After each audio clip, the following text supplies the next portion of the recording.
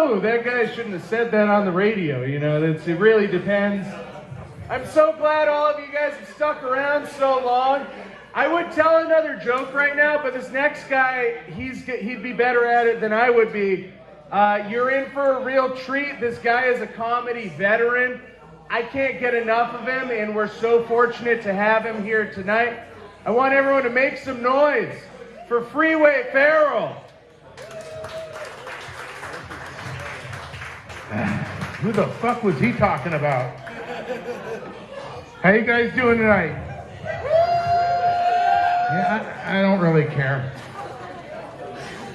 So how you doing good? You doing good, right? As you heard the man say, my name is Freeway.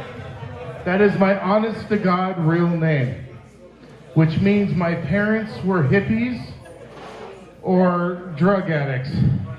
Both, actually. I used to ask my dad all the time, I'd be like, Dad, why'd you name me Freeway? And he'd say the same thing every time. Dude, Quaaludes make you do some weird shit. You could have been named so many other things. See, what I was named Freeway because where you were born is what you wanted to be called. So I could have been named a lot of other things. On-ramp, off-ramp, right? Rest stop, urinal cake, fuck you officer, no I'm not stopping, Farrell. My name in ancient Arabic means he who comes fast. It's the truth. A little bit of history about me, folks. Anyone here watch foreign television at all? You do? What do you watch? I don't know. Ice Road Truckers don't count. No? Yeah, okay. That's all right. I was on a German reality show. Yeah. Das Television. I have ways of making you watch. Yeah, German reality show. I was kicked off mid-season. You believe that? They said that I was storing food and eating more than my fair share. Yeah, isn't that bullshit? Right? I did not make it to the second season of The Human Centipede. What? The chili on set was delicious. Jesus Christ. I came up here from Medford, Oregon. Right? No shit, I live there. I auditioned for the Medford version of Cocaine Bear. Have you guys seen this movie, Cocaine Bear? You know what I'm talking about? It turns out that in Medford, it was not the movie that I thought it was. Not that circa 1980s Yogi the movie was. Instead, it was, first of all, the audition was held behind the Dairy Queen in a van. And when you walked up to the van, there was this guy in the back of it covered in powdered sugar, and he just kicked open the door. You want the sniff? Maybe. That was the whole audition. Tried out for Dahmer. You guys watch Dahmer? No? You didn't watch that at all? You didn't watch that series? I thought I could play the role. I was like, I could play Dahmer. I mean, how hard can it be, right? So I walked in and I stood before the director and the guy who was there, and they looked at me, and that guy didn't even take a heartbeat. He looked at me and goes, yeah, we need somebody who don't look like they eat people. Fuck you do, dude. I am 53 years old. Nah, don't. Really, seriously, don't. Every day I wake up, I'm like, ah, shit, another one. Now that I'm 53, you remember when you were younger and you had hopes and dreams? Does anyone remember that when you were really young? You wanted to do stuff with your life? Do you remember that? At 53 years old, I want to do one damn thing in my life now. One thing. I want to cough without farting. You know, COVID was a bitch for a stoner. Because I'm in grocery stores trying my damnedest not to cough. I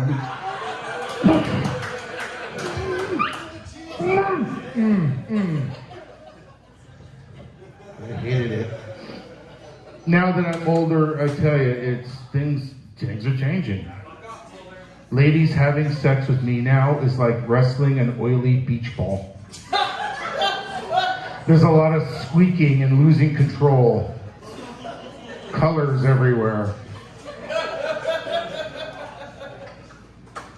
I had a friend visit me from out of town, and I used to be such a partier. I was like the Tasmanian devil of partying. I'd wake up about late afternoon every day, eat a little breakfast, one line Coke later. One line later.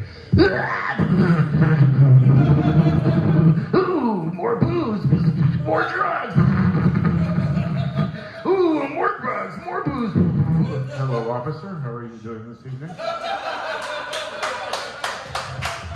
Nice to see you, officer.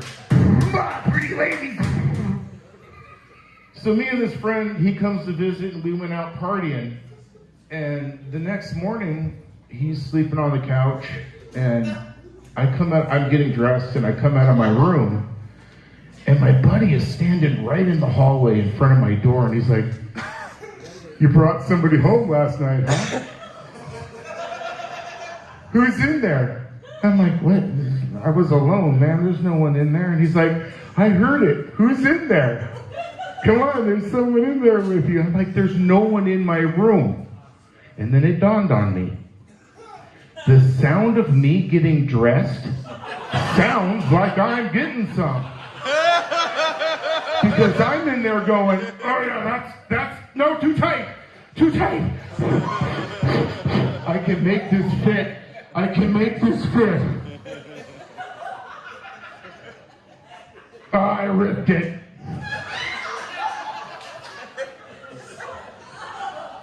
Like, I haven't given up yet. I'm still getting older, and I haven't totally given up. I haven't bought a tracksuit yet. But I'm fucking thinking about it. Because that's your give it up outfit, right? A tracksuit. And has anyone here ever priced a tracksuit? You have? So you've thought about giving up too. Those fuckers are expensive.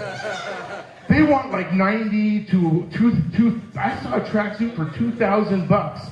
And I'm like, why are tracksuits so expensive? And then I figured it out. Because they know this is your last outfit. They're like, well, this is your daily outfit. This is your go to work outfit. This is your pick up the kids, go to church, funerals, potentially toilet paper.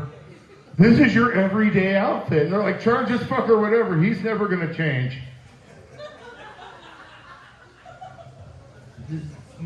You asked about the people. Only one person said they were on the dating sites. That's it? Just the three of us? The rest of you are fucking liars? Yeah. Or you're here with your partner and you're like, I'm not on the dating site. I'm not Tickles 93. I was on Tinder. No, I hate Tinder. I kept getting 2 people on Tinder. That's it. 2 people. Myself and a 97-year-old woman who was like, yeah, no. Sorry. And you know what's sad about getting yourself on Tinder? Is that for just a second, I considered it. I got the picture of myself and I looked at that and I was like, oh yeah. I bet you'll do anything, you slut. Bet I can make you, oh yeah. And then I just changed my mind. Nah, you look like a lot of trouble too. So.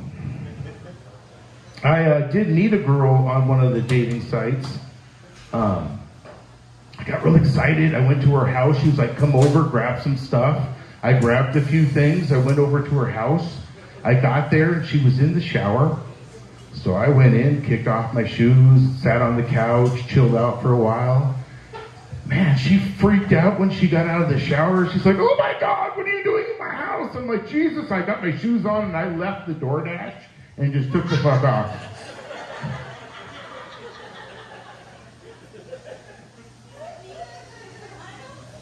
You guys watch a lot of porn? Yeah? Woo! You know, porn has, just like Facebook and all the other things, it has the algorithms. And it watches what you watch. And then it gears your searches up to the kind of stuff you like. Right? You guys know what I'm talking about. Don't pretend like you don't. Those algorithms got me, man. I don't even have to search for the porn I want anymore. I go right onto the porn and it just has it immediately. Hot, long, sexy 3-hour nap. See gorgeous, sexy other people doing the dishes. Yeah, they got me down. They know. The algorithms really, they get me on everything. On the Facebook, all I get is ads that say things like, put on your shoes without bending over. These pants have extra elastic. Anybody here never want to buy a taser because you might use it randomly? You know what I'm talking about? Huh? Hey, Dad. Fuck you. Here's a little life hack for you folks. If you're single out there, I'm single. This is a little life hack for you. If you're going out on a date and you don't own an iron, order a hot pizza. I'm not kidding. Take a towel, lay it on your bed, lay your wrinkled shirt on it, put another towel over that, and then put the hot pizza on top of it. That shit works. And when you're asking your date later, where do you want to go to dinner? She's like, I feel like Italian food. If you gotta press something small like the socks or something, you gotta get a calzone. You guys like kids? Oh, thank God. Seriously, kids are like the human veal. Who has kids here? You have kids?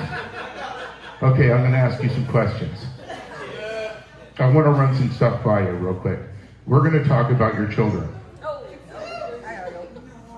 We're going to talk about all of our kids. You know why? Because the little bastards aren't here and we can. What are they going to do? Send us to the cornfield? Okay. First of all, you're a good mom, I'm sure, right? When you're sitting around watching TV and your kids are playing in the other room, how old are your kids? 2? Perfect. So when you hear your kid in the other room and you hear a scream of pain or emergency, do you come running? You're there? You do? Come on. Okay. Let me ask you this.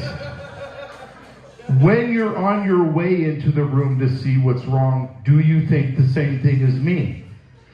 There better be fucking blood everywhere. It better look like the elevator in The Shining when I walk in there. No? And then you go in there and it's always,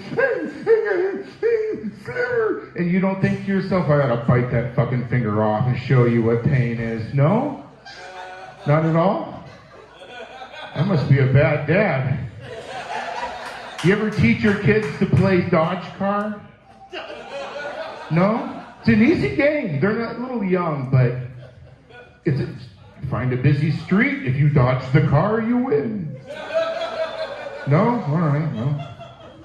I'm a bad dad. If you were sitting there in a restaurant and someone ran up to you and went, your kids are in danger, you'd come running. You wouldn't stop and think to yourself, but I just got my nachos. No? All right. I have a son. Yeah, I'm somebody's fucking father. My son is 16 years old. He is 6'6".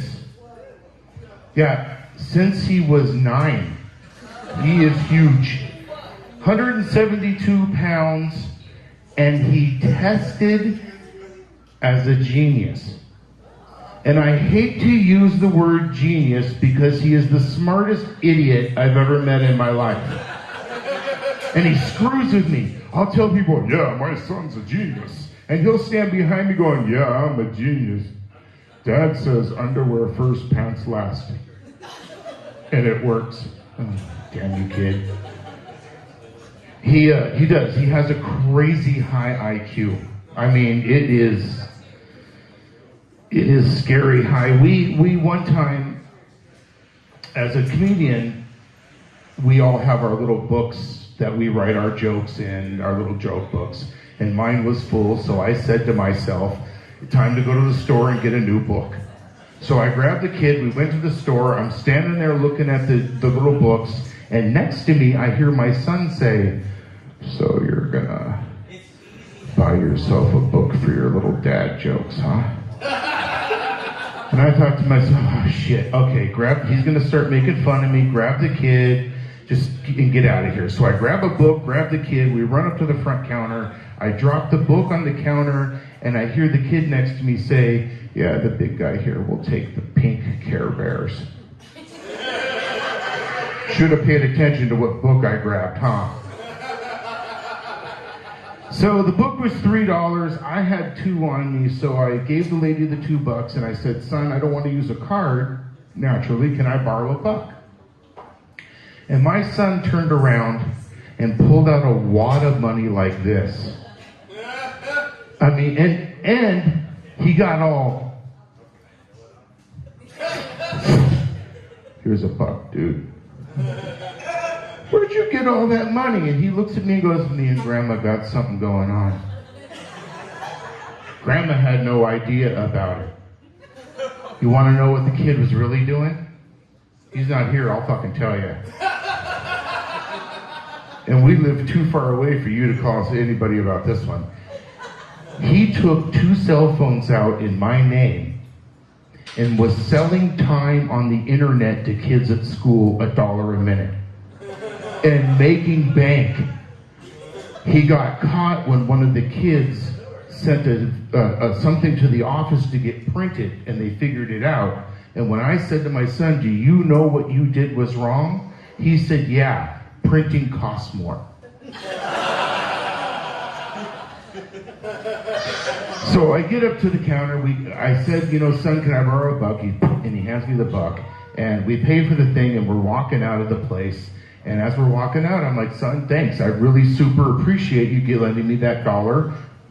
Dad will get it back to you as soon as we get home. And he's like, hey, no problem, Dad. I'm always there for you. You're always there for me. When we get home, I'd be glad to get that $2 back. Right? Wait a minute. And I thought it was $1. And he goes, no, I understand. And it's completely fine. And I'll need the $3 back when we get home. That shit right now I own the house. So time just keeps going on, and I keep owing him money, and he keeps not letting me forget. Skip ahead about a month, and I got caught on fire. No, I'm serious, like you see in the movies, like, ow. You know what's funny? A side note for folks, when you're on fire, and I mean completely engulfed in flames, weird things go through your mind. Oddly enough for me, the first one was, oops. Followed with, oh God, I'm gonna die. Please somebody put me out. And the weirdest one was, something smells delicious. Oh. So I owned goats at the time. I don't even know how I got set on fire. I remember we started a bonfire, me and my son. I sent him into the house to get my favorite poker. And thank God he was gone. I heard something hissing in the fire. I looked in it. I saw an explosion. And I don't remember much of what happened after that. My neighbor said he heard the explosion and he thought it was just another damn thing my kid did. I was rolling around on the ground, and because I had goats, I had a trough, so I managed to pour the trough on myself and put myself out. So I'm laying there, and I'm very happy I'm no longer on fire. It is a really good feeling. I've achieved something. And as I'm laying there, it starts to get warmer again. But this is a different warm. And I pry an eye open, and there's my son. And I say, son, what the hell are you doing? And he says, well, you were smoldering. Do you have my money?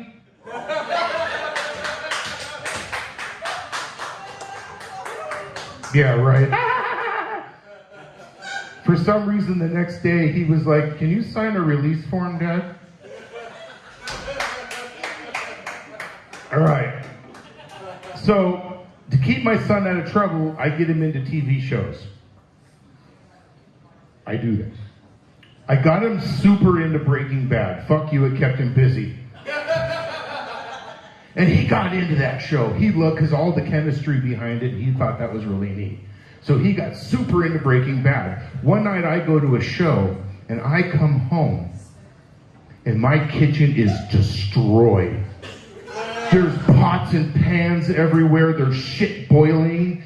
There's trays of crap everywhere. And my son is at the end of my counter, and he's wearing a hazmat suit, and he's breaking blue glass up. Here's my kid, just...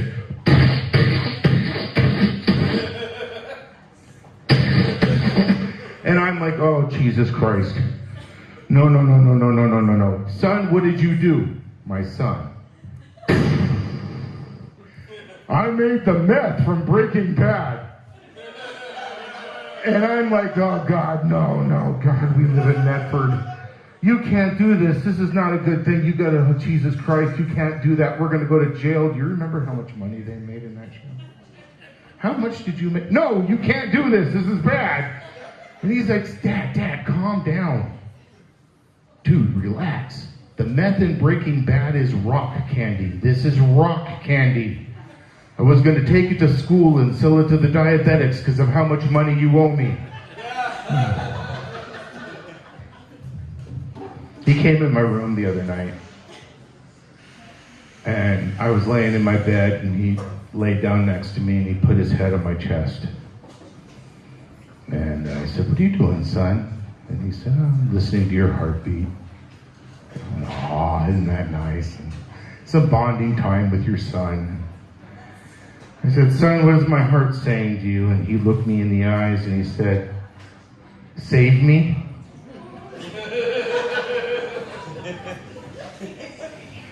But he's a little shit. I mean, he called me one morning. I'm sound asleep and I hear my son, hey, Dad. I go, dude, do you know what time it is? Where are you? Oh, I went for a walk. Okay, it's really super late at night. What's up? Can you come pick me up right now? All right. So I get in the car and I go to the place he tells me to pick him up, and there's my kid standing on the side of the road, smiling with an acetylene tank. For those of you who don't know what that is, it's for welding. My son's standing there with it. So I pull up and he says, quick, throw this in the back. I'm like, no, I can't do that. He said, come on, throw it in the back. I'm like, no, son, I don't know what you're doing. So I drove off and left a man behind. And I was like, screw you, dude, I'm not doing that. That's scary shit. I don't know what you're planning to do. It turned out he planned on this. He thought it would be fun to make a missile. Yeah. That was a light story. I think what I'll do is I'll leave you guys on one last story. What do you think? Is that good? How long have I been up here? Do you think? Is that good? Okay, I'll leave you guys with one last story. How's that? Does anyone here sleep, or do you guys know what a CPAP machine is? No? Okay, good. I'll explain it. Does anyone here use a CPAP machine? No? Oh, you're lucky. A CPAP machine, I like to call them a self-dutching oven. I learned that on burrito night. Let me explain to you what a CPAP machine does. It keeps people like me whose bodies just at one point say, fuck it, dude, I can't do this anymore. We're going to die while you're sleeping. You just stop breathing. So what a CPAP machine does is it takes the air in the room and it circulates it through a little machine, through a long hose, to a mask on your face, and it gives you forced pressure while you're sleeping.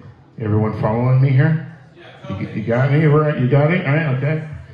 So I'm sound asleep one night, and you know that feeling you get when you're sleeping and you just know somebody's in the room with you?